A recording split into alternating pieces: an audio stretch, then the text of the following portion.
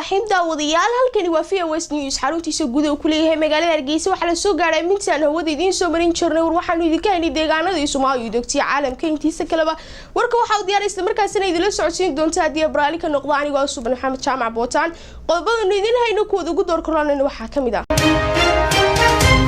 satada yarar ee ku dhaqan magaalada Hargeysa oo sida fiinta uga qayliyay dawladda hoose ee magaalada Hargeysa hogaanka sarsare al-sunna oo wada qorshihii ugu dambeeyay ay ku soo qoranayeen xildhibaano taliye ku xigeenka ciidanka Soomaaliya ayaa shaaciyay inuu baxsaday wasiirka amniga ee Jubbaland saliir ra'iisul wasaaraha dalka Qatar